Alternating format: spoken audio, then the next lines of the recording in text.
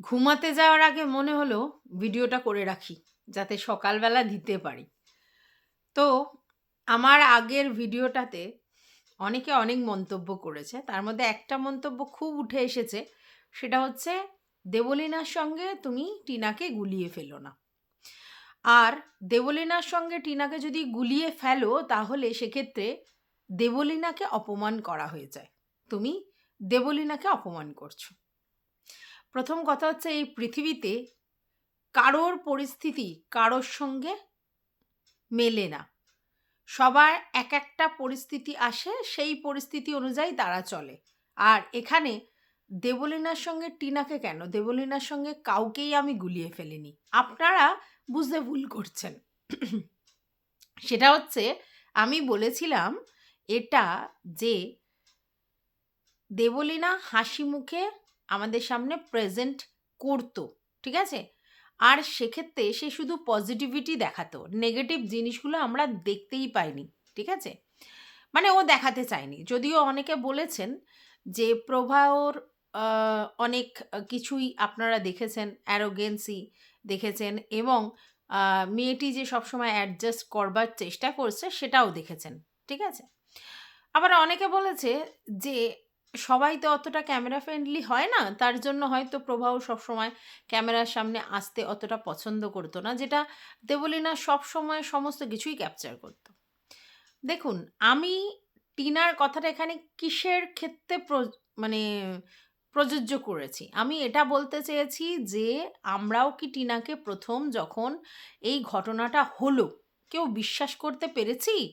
কারণ একটা হাসিখুশি দম্পতিকে দেখেছিলাম আমরা। হ্যাঁ, হতে পারে ছোটখাটো প্রবলেম হতে পারে, কারোর মনে হতে পারে টিনা ভুল, কারোর মনে হতে পারে খোকা ভুল, হতেই পারে।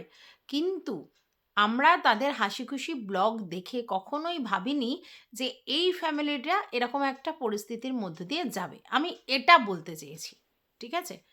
ভুল মানে করে আমাকে অপদস্থ করে লাভটা কি? আমি তো কনটেন্ট ক্রিয়েটর। এখানে কেউ কাউকে ভালোবাসার ব্যাপার নেই। আপনারা জোর করে একটা কথা বোঝানোর চেষ্টা করেন সবসময় যে আমি টিনু সুন্দরীকে খুব ভালোবাসি। মানে যারা পিসির দলের লোক আছেন। হ্যাঁ, মানে যারা হচ্ছে বরের ঘরের পিসি। আর কিছু লোকজন আছে যারা কনের ঘরের মাসি। তাদের বক্তব্য, আমি টিনুকে ভালোবাসি, ভালোবাসি দেখিয়ে আল্টিমেটলি টিনুর পিছনে বাঁশ দিয়েছি। ঠিক আছে? এবং টিনুকে আমি ইমোশনালি লোকের কাছে শো করে যে আমি খুব ইমোশনালি টিনুর সঙ্গে কানেক্টেড, এটা শো করে ভিউজ কামিয়েছি। এখন কার কথাটা ধরি বলুন তো? যে যার নিজের পর্যবেক্ষণ দিয়ে আমাকে বিচার করে। মাসিরা বিচার করে মাসিদের পর্যবেক্ষণ দিয়ে, পিসিরা বিচার করে পিসিদের পর্যবেক্ষণ দিয়ে। এবং সবথেকে বড় কথা হচ্ছে পিসিদের একটা আনস্যাটিসফাইড জোন আছে। তাদের বক্তব্য, আমি খোকার শুধু দোষ দেখি আর টিনুর সব ভালো দেখি। আর টিনুর তরফের লোকজনের বক্তব্য, আমি টিনুর ভালো দেখি কি মন্দ দেখি সেটা ম্যাটার নয়। ম্যাটার হচ্ছে আমি টিনুর কাছের লোক হয়ে টিনুর হার্ম করেছি। সেদিনকে সোমা বলছিল যে উম আ এক জীবনে সবাইকে খুশি করা যায় না, এরকম একটা প্রবাদ প্রবচন আছে। কিন্তু তুমি লাইভের মধ্যে ২ তরফের লোকেরই কমেন্ট পড়ে হ্যাঁ, ঠিক বলেছ বলে দুজনকেই হ্যাপি করলে। অ্যাকচুয়ালি না রে, একদমই ভুল বলেছিস। অ্যাকচুয়ালি আনস্যাটিসফাইড জোন আমার কাছে সবারই। সবাই আসে আমার কাছে। কিন্তু তাদের বক্তব্য, তুমি এটা ঠিক বলছ না। তাদের বক্তব্য, তুমি ওটা ঠিক বলছ না। তাই কাউকেই আমি অ্যাকচুয়ালি খুশি করতে পারিনি। ওই সব্বাইকে খুশি করার চক্করে। বুঝলি কি না? না, এটা আমি জাস্ট জোকস করলাম। ব্যাপারটা হচ্ছে, দেখো, আমি আমার পয়েন্ট অফ ভিউ রাখি। কখনো কারোর এটা মনে হয় ঠিক, কখনো ওটা মনে হয় ঠিক। তো সে যে যার মতো করে বলছে, সেটা নিয়ে কোনো ব্যাপার নেই। বাট আমার কথাটা তো বুঝতে হবে। আমার কথার ইনার মিনিং না বুঝে হাউমাউ করলে হবে না। ঠিক আছে? তো চলো, welcome back to my channel. আশা করছি তোমরা সবাই খুব ভালো আছো আর আমিও খুব ভালো আছি। নতুন একটা ভিডিওর সাথে আমি রুনা, রুনার লাইফস্টাইল থেকে। দেখে বুঝতেই পারছো আমার পুরো রাত্রিবেলা শোয়ার আগে সমস্ত কিছু কমপ্লিট হয়ে গেছে। তো এই মুহূর্তে আমি ভিডিওটা করতে এসেছি কারণ একটা কমিউনিটি পোস্ট আমি দিয়েছি, একটা ভিডিও, যেই ভিডিওটাতে অর্পিতার সাথে বা এরকম কিছু, সেই চ্যানেলে শর্মিষ্ঠা বলে একটি মেয়ে, যে হচ্ছে আমার দেবলীনার দিদি। ঠিক আছে? এবার কীরকম টাইপের দিদি আমি বুঝতে পারছি না, কারণ আমি শুনেছিলাম দেবলীনা এবং দেবলীনার ভাই আছে। তো সেক্ষেত্রে দিদি আছে কিনা আমার জানা ছিল না। তো সে দিদি মানে মা বলছে দেবলীনার মাকে এবং দেবলীনাকে বোন বলছে। তো স্বভাবতই প্রশ্ন ওঠে তাহলে কি ওর নিজের দিদি নাকি অন্য কোনো দিদি? সেই দিদি এসে মুখ খুলেছে এবং অনেক কথা বলেছে। তাদের প্রথম বক্তব্য হচ্ছে একটি ফোন কলসও প্রভার প্রভার ফোন কলস প্রভার কাছ থেকে দেবলীনার ফোনে যায়নি। ঠিক আছে? মানে কোনো রকম খোঁজখবর নেয়নি। যেখানে ইউটিউবের পুরো সোশ্যাল মিডিয়ায়, ফেসবুকে, সোশ্যাল মিডিয়ায় মানে পুরো তোলপাড় হচ্ছে ব্যাপারটা নিয়ে। সবাই সবকিছু জেনে গেছে। সেইরকম একটা অবস্থায় প্রভাও কোনো রকম খোঁজ খবরটুকু পর্যন্ত দেবলীনা নেয়নি। আর সেখানে দেবলীনা প্রথমেই এটাই বলেছে যে প্রভাওর কোনো ফোন এসছে কিনা এবং সে মোবাইলে সেটাই ফার্স্ট চেক করছে যে ওর কোনো প্রভাওর তরফ থেকে মেসেজ এসছে কিনা এটা চেক করছে এবং ও বলছে যে আমি সবথেকে বেশি ভালোবাসতাম আমাকে, তারপরে আমার গানকে, গানকে মানে গানের সঙ্গে সঙ্গে মা রিলেটেড, আর তারপরে প্রবাহকে। কিন্তু বিয়ের পরে ঠিক উল্টো হয়ে গেছে। প্রথমে প্রবাহকে, তারপরে গানকে, তারপর মাকে, তারপর আমাকে। ঠিক আছে? মানে নিজেকে আমি ফোর্থে নিয়ে চলে এসেছি। এটা দেবলীনার বক্তব্য।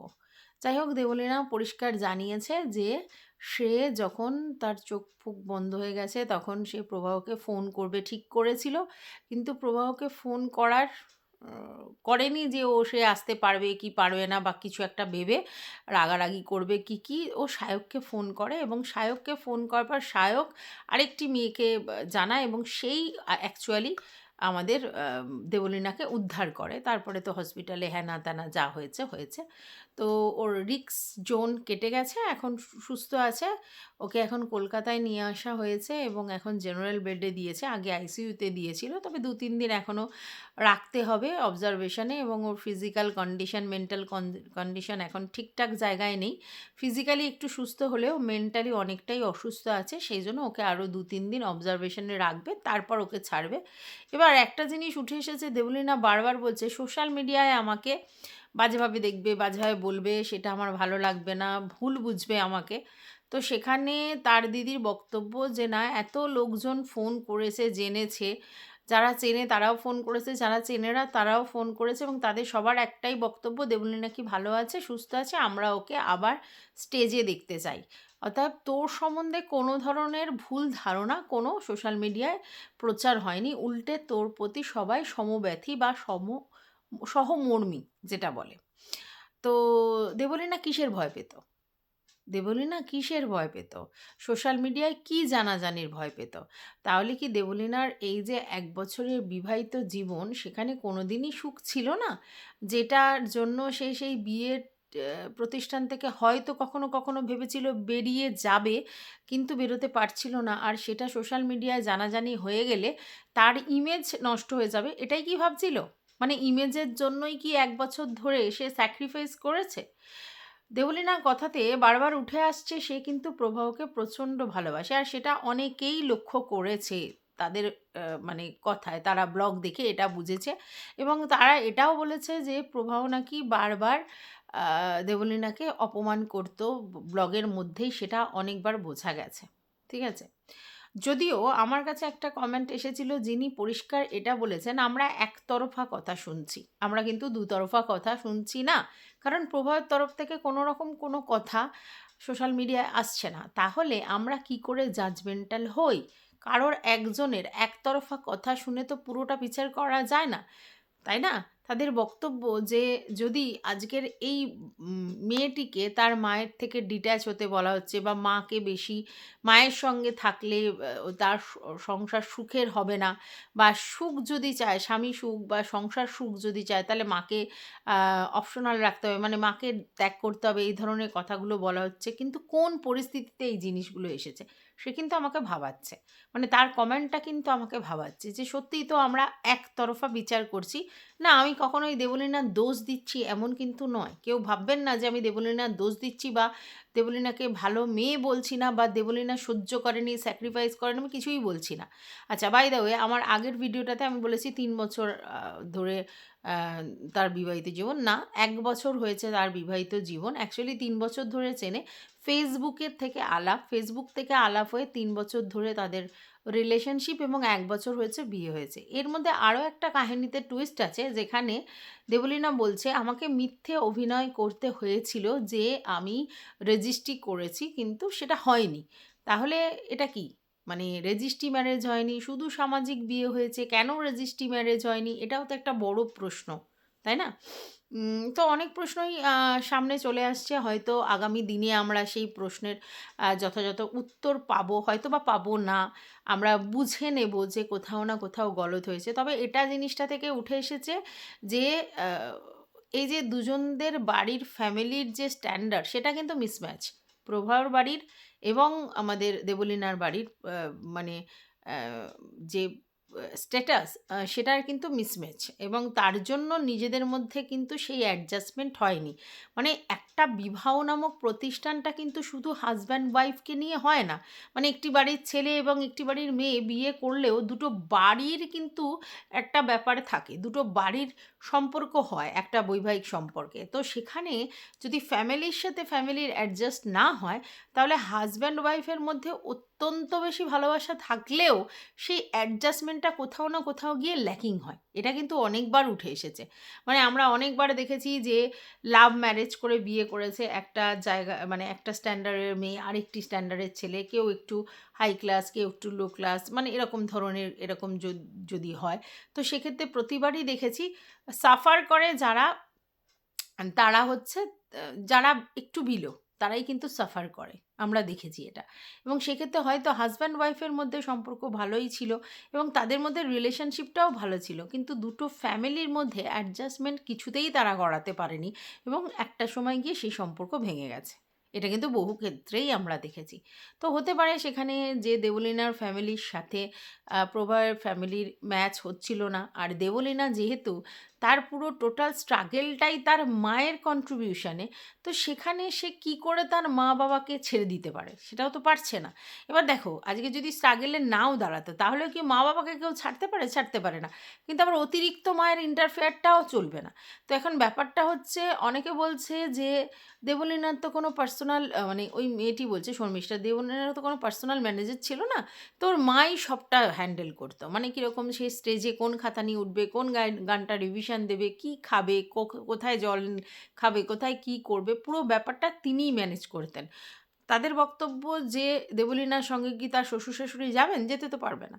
আর প্রবাহ তো থাকেই না।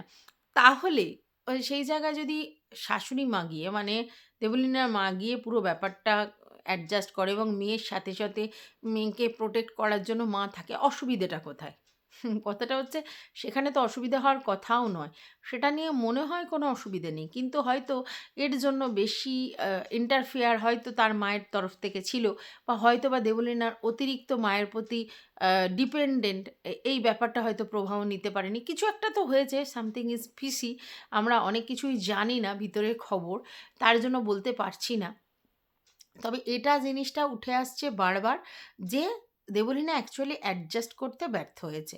সে চেয়েছিল যে প্রভাবকে ভালোবেসে সংসারটাকে সুখের করবে। কিন্তু মানে প্রভার সঙ্গে সে তাল মেলাতে পারছে না। কোথাও গিয়ে মনে হচ্ছে দেবলীনার তরফ থেকে টানটা বেশি প্রভার তুলনায়। প্রভাও হয়তো বিয়ে করেছে, বউ হয়েছে, আ সমস্ত সম্পর্ক রয়েছে। কিন্তু সেখানে একটা হয়তো গ্যাপ ছিল ওর তরফে। দেবলীনার হয়তো তীব্র একটা প্রেম আ ছিল, যেটার থেকে ওর এক্সপেকটেশন হয়তো হিউজ পরিমাণে ছিল। তার জন্য হয়তো একটা কোথাও ফল ডাউন হয়েছে। এরকম কিছু না কিছু তো পরিস্থিতির ব্যাপার হয়েছে, সেটা তো আমরা এখান থেকে বুঝে উঠতে পারছি না। অবশ্যই তরফের কথা শুনে তবেই একটা আ মানে জাজমেন্টাল হওয়া উচিত। তার আগে তরফের কথা না শুনে, এক তরফের কথা শুনে কিছুই কমেন্ট করা যায় না। তবে হ্যাঁ, এটা দেখেছি যে সায়ক তার সঙ্গে সবসময় রয়েছে এবং দেবলীনা নিজেও সেখানে আ কথা বলেছে এবং বলেছে খুব তাড়াতাড়ি স্টেজে ফিরবো এবং অ্যাকচুয়ালি দেবলীনা এই ওষুধ খাওয়ার পর যখন এরকম সিরিয়াস কন্ডিশন তখন সায়ককে জানিয়েছে তার পরিস্থিতির কথা। মানে সে লাস্ট মিনিটে সে বাঁচার তাগিদেটা কিন্তু অনুভব করেছে। আর তার জন্যই সেই জায়গা থেকে ফিরে আসতে পেরেছে। যাই হোক, ভগবান ওকে দুবার সুযোগ দিয়েছে। এটা সবাই হয়তো পায় না এরকম একটা ডিসিশন নেয়ার পর। সেটা ওর জন্য ভালোই হয়েছে। আর সবথেকে বড় কথা হচ্ছে যে অ্যা প্রভাও কেন ফোন করল না? ফোন করলেই কি পুলিশ কেস হতো? তা তো নয়। তো সেখানে দেবলীনার এক্সপেকটেশন কেন ফুলফিল করল না প্রভাও? যে কেন একটা ফোন কলস পর্যন্ত করল না? এখন ব্যাপারটা হচ্ছে ওরা কিন্তু পুলিশের কাছে গিয়েছিল। চন্দননগরে পুলিশের কাছে কিন্তু গিয়েছিল দেবলীনার বাড়ির লোকজন এবং সেখানে কিন্তু তাদের বক্তব্য যে ওখানের পুলিশ ওদের সঙ্গে ব্যবহার ভালো করেনি। ৫ ঘন্টা ধরে গড়িমসি করার পরে কোনো ফ্রুটফুল কথা বলতে পারেনি। এটা এই, ওটা ওই। তাই তারা কোনোরকম কিছু মানে লিগ্যাল কিছু না করেই চলে এসেছে এবং কোনোরকম পুলিশ কেস এখনো পর্যন্ত করেনি। কিন্তু পুলিশের কাছে গিয়েছিল এবং সেখান থেকে সদুত্তর কিছু পায়নি, সেরকম কিছু হয়নি। তাই পুলিশ কেসটা হয়নি। কিন্তু অ্যাকচুয়ালি উম যেহেতু এই পুলিশের কাছে গেছে এবং যেহেতু এরকম অ্যাটেম্প্ট টু এরকম ব্যাপার হয়েছে, সেক্ষেত্রে শ্বশুরবাড়ির লোক তো পুলিশ কেস হলে শ্বশুরবাড়ির লোক তো একটু হ্যারাস হবেই, অনেক সমস্যা হবে। তো এই মুহূর্তে ওরাও মনে করেছে যে এরকম একটা awkward সিচুয়েশনে আল্টিমেটলি তো প্রভাব এবং তার ফ্যামিলির লোকজন ভিলেন হয়ে গেছে। তো সোশ্যাল মিডিয়ায় মানে অযাচিতভাবে তাদের না চিনে জেনেই লোকে তাদেরকে ভিলেন আখ্যায়িত করেছে। অনেকে তো বলছে প্রভাবর অন্য কোথায় সম্পর্ক আছে। তার জন্যই দেবলীনার সঙ্গে এই বিহেভিয়ার করেছে। এরকম নানা কথাই উঠে আসছে। তো এই মুহূর্তে দেবলীনার সঙ্গে যোগাযোগ করাটা ওরা হয়তো শ্রেয় মনে করেনি এবং আমার মনে হয় ভবিষ্যতের রিলেশনশিপটা টেকাটাও একটু দুষ্কর হয়েছে। কারণ এরকম একটা ডিসিশন নিয়ে ফেলেছে যেটার জন্য ওরা সোশ্যালি অনেকটা হ্যাম্পার হবে এবং সেক্ষেত্রে একটা তো গ্যাপিং ওদের মধ্যে ছিলই। মানে দেবলীনা আর আমাদের প্রভার মধ্যে একটা গ্যাপিং তো ছিলই। তো সেই গ্যাপিং থেকে ব্যাপারটা বুঝতেই পারছো যে মানে সেই সিচুয়েশনে আবার নতুন করে নিজেদের মধ্যে আন্ডারস্ট্যান্ডিং বা অ্যাডজাস্ট করতে পারবে কিনা সেটা নিয়েও যথেষ্ট সন্দেহ আছে। বলা যাচ্ছে না। তবে সবাই একটাই কথা বারবার বলছে দেবলীনা অনেক প্রাণবন্ত মেয়ে, অনেক ভালো মেয়ে, অনেক অ্যাক্টিভ মেয়ে, প্রচুর পরিশ্রম করতে পারে। ব্লগিংয়ে সবসময় হাসিখুশি ভীষণ সুন্দর, সুন্দর মুহূর্ত শেয়ার করেছে, ভালো জিনিসগুলো শেয়ার করেছে, প্রভয়ের প্রতি প্রচণ্ড বেশি কেয়ারিং ছিল সেটাও বুঝিয়েছে এবং তুলনামূলক প্রভাও অনেকটা স্ট্রিক্ট, রিজার্ভ বা সেরকম একটা ইগোইস্টিক পার্সোনালিটি হোল্ড করে এরকম ধরনের জিনিসই উঠে এসেছে। সত্যি কথা বলতে আমি ২-১ বার ওদের ভিডিও শর্টস এগুলো দেখেছি। দেখিনি তা নয়। কিন্তু সেইভাবে ফলো করে উঠতে পারিনি। তাই প্রভায়ের ইগোইস্টিক ব্যাপারটা আমি ঠিক বুঝতে পারছি না যে সেখানে কোথাও এরকম দেখা গেছে কিনা বলতে পারব না। হয়তো দেখা গেছে তাই জন্যই ভিউয়ার্সরা বলছে। কিন্তু এটা সত্যি যে হঠাৎ এরকম একটা সিচুয়েশন হলো কেন? কেন মা অপশনাল হলো? কেন বা মায়ের দেখাটা, মায়ের অ্যাম শিক্ষাটা বা মায়ের মুখরার ব্যাপারটা একটা সংসারে প্রভাব ফেললো? এই প্রশ্নগুলো উঠে আসছে। আর কেনই বা এত কিছুর পরেও প্রভাকে এত ভালোবাসা সত্ত্বেও দেবলীনা প্রভাও কেন তার তরফ থেকে কোনো রকম ইনিশিয়েটিভ নিয়ে দেবলীনার এই পরিস্থিতিতে তাকে সাপোর্ট করলো না বা এলো না বা দেখা করলো না বা কথা বলল না? এই কথাগুলো কিন্তু বারবার উঠে আসছে। ঠিক আছে? এবং সবথেকে বড় কথা, যদি একটা শিক্ষিত ওয়েল এস্টাবলিশড মেয়ের আজকের দিনের ডেটে দাঁড়িয়ে এরকম কঠিন পরিস্থিতির মধ্যে দিয়ে যেতে হয়, তাহলে একটা যদি সেরকম একটা এস্টাবলিশড মেয়ে না হয় বা সেরকম একটা সেলফ ডিপেন্ডেন্ট মেয়ে না হয়, তাহলে তার কীরকম কঠিন পরিস্থিতি যেতে পারে? দেখো, আমাদের জীবনে আমরা বেশিরভাগ ক্ষেত্রে দেখেছি যে বধূ নির্যাতন বা মেয়েরা কিন্তু শ্বশুরবাড়িতে নির্যাতিত হয়, এটা বেশিরভাগ ক্ষেত্রে। কিন্তু এরকম নয় যে ছেলেরা কোথাও নির্যাতিত হয় না, তাও হয়, কিন্তু সংখ্যায় তুলনামূলক বধূ নির্যাতন। তো মেয়েদের এই ব্যাপারটা বেশি হয় এবং মেয়েদেরকেই স্যাক্রিফাইস বেশি করতে হয়। এটাই আমরা দেখে এসেছি, তার জন্যই আমরা সবসময় ভাবি যে মেয়েরাই লাঞ্ছিত, জ জ মানে অত্যাচারিত এটা। এই জন্যে ছেলেদের ব্যাপারটা আমরা সেভাবে উপলব্ধি করতে পারি না যতক্ষণ না তারা এসে বলছে, কারণ বেশিরভাগ ক্ষেত্রে মেয়েরাই এভাবে হয় মানসিক এবং শারীরিক নির্যাতিতা, তার জন্যই বলা হয়। তো এই ব্যাপারটা আমি ঠিক বুঝতে পারছি না যে আদতে ওদের মধ্যে ঠিক কী হয়েছিল কোথায়। তবে ১ বছর ধরে বিবাহিত জীবনে কোনো দিনই ওদের মধ্যে সেই লেভেলে অ্যাডজাস্ট হয়নি। তাদের মধ্যে প্রবলেম ১ম থেকেই ছিল এবং সায়ক সেরকমই একটা কথা বলেছে যে অ্যাকচুয়ালি বিয়ের আগে থাকতেই অ্যাডজাস্টমেন্টের প্রবলেম হচ্ছিল। তারপরেও তারা বিয়ে করে এবং ভেবেছিল হয়তো তাদের দাম্পত্য জীবনটা সুখের হবে। কিন্তু সুখের অভিনয়ই করে গেছে দেবলীনা ১ বছর ধরে। কিন্তু আল্টিমেটলি সুখ তার কাছে অধরা ছিল। এবং সেই জায়গা থেকেই আজকের ফ্রাস্ট্রেটেড হয়ে, নিজের কেরিয়ারে ফ্রাস্ট্রেটেড হয়ে, নিজের পার্সোনাল লাইফের এই স্ট্রাগল ফ্রাস্ট্রেটেড হয়ে তারপরে এরকম একটা ডিসিশান নিয়েছে, যেটা কখনোই সাপোর্ট করা যায় না। কিন্তু পরিস্থিতি হয়তো তাকে বাধ্য করে ফেলেছে। এরকম একটা পরিস্থিতি হয়তো যে ফেস করে তখন সে কিংকর্তব্য বিমূঢ় হয়ে যায়। তখন আর তার সিচুয়েশন থাকে না ভালো মন্দ খারাপ কিছু চিন্তাভাবনা করার, বা এটাও বোঝার থাকে না যে আমি যদি এরকম একটা ডিসিশান নিই তাতে আমার মায়ের কতটা ক্ষতি হতে পারে বা আমার হাজব্যান্ডের কতটা ক্ষতি হতে পারে সমস্ত দিক থেকে, পার্সোনালি, সোশ্যালি, ইকোনমিক্যালি সমস্ত জায়গা থেকে ক্ষতি হতে পারে। এই চিন্তা ভাবনাগুলো হয়তো দেবলীনা করার স্টেজেই ছিল না, তাই করতে পারেনি। তো যাই হোক, এখন সে সুস্থ হয়েছে পুরোপুরি, সুস্থ না হলেও অনেকটা হয়েছে।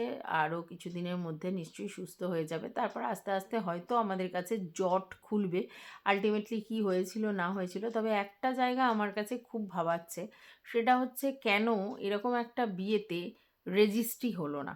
এই ব্যাপারটা কিন্তু ভাবাচ্ছে আমাকে বারবার, যে এদের মতো সেলিব্রিটি, এদের মতো এরকম পজিশন হোল্ড করা লোকজনরা যদি রেজিস্ট্রি ম্যারেজকে প্রাধান্য দেয়, তাহলে গ্রামে গঞ্জে কী করে হবে? তো বিয়ে নামক প্রতিষ্ঠানটা যতই সোশ্যালি আমরা বিয়ের ব্যাপারগুলো করি, কিন্তু সেখানে রেজিস্ট্রিটা মাস্ট এখনকার জেনারেশনে দাঁড়িয়ে।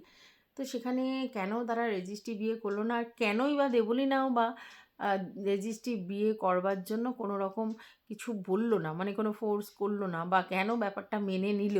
এই জায়গায় একটা প্রশ্ন থেকেই যাচ্ছে। যাই হোক, কারোর মায়ের দেখা বা কারোর মায়ের শিক্ষা কিন্তু কারোর বিয়ের বাধার কারণ হতে পারে বলে আমার জানা ছিল না। কারণ মায়ের দেখা, মায়ের শিক্ষা নিয়ে কী হবে? হ্যাঁ, এবার মা যদি মেয়েকে উপযুক্ত মানুষ করতে না পারে, অসভ্য হয় মেয়ে, তাহলে সে ব্যাপারটা আলাদা। কারণ বলি না যথেষ্ট সব দিক দিয়ে ভালো, তাহলে সেটা কেন হলো? আচ্ছা, কদিন আগে সায়কের দাদার ডিভোর্স হয়ে গেছে, এটাও তোমরা জানো। তো সেখানেও কিন্তু সেই একই প্রবলেম, মেয়ের মাকে নিয়ে কিন্তু অনেক রকম সমস্যা ছিল। না সায়কের দাদা বা সায়কের মা বা সায়কের মধ্যে এই প্রবলেম ছিল না, কিন্তু ভিউয়ার্সরা কিন্তু অনেক ট্রোল করেছে মেয়েটির মাকে, কারণ মেয়েটির মা দেখতে মানে সুন্দর নয়, গায়ের রং প্রচণ্ড চাপা, দেখতে ভালো না, এবং সেই নিয়ে অনেক ট্রোল হয়েছে। তো এখনও আমাদের এখানে বডি শেমিং, কালার শেমিং রয়েছে, এবং সেটা কিন্তু আপামর জনসাধারণ সবাই কিন্তু এগুলো করে, আমরা দেখেছি। তো যাই হোক, এখন আমরা চাই যে দেবলীনা খুব তাড়াতাড়ি সুস্থ স্বাভাবিক হয়ে উঠুক, এবং দুতরফের লোকজনের কাছ থেকেই আমরা আসল প্রকৃত সত্যটা যাতে উদ্ঘাটিত হয় সেইটা শোনবার আশায় রইলাম। দেখা যাক কী হয়। আশা তো রাখি যে সমস্ত জট খুলে যাবে, সমস্ত কিছু সমাধান হয়ে যাবে, এবং চেষ্টা করুক ওরা নিজেরা নিজেদের মধ্যে অ্যাডজাস্ট করে ভালো থাকবার। আর যদি সেটা না হয়, তাহলে আমার মনে হয় ব্যাপারটাকে এখানেই শেষ করা উচিত, এবং নিজেরা নিজেদের মতো করে সুখে শান্তিতে নিজেদের লাইফ লিড করুক। আর নিজেদের যদি বাঁধন তাদের নিজেদেরকে আলাদা করে দিতে হয়, তাহলে সেটা করুক। আলটিমেটলি সবাই বেঁচে থাকুক, সবাই সুস্থ থাকুক, সবাই ভালো থাকুক। এই বলেই এই ভিডিওটা শেষ করছি। তোমাদের যদি কিছু বক্তব্য থাকে অবশ্যই কমেন্ট বক্সে জানাবে।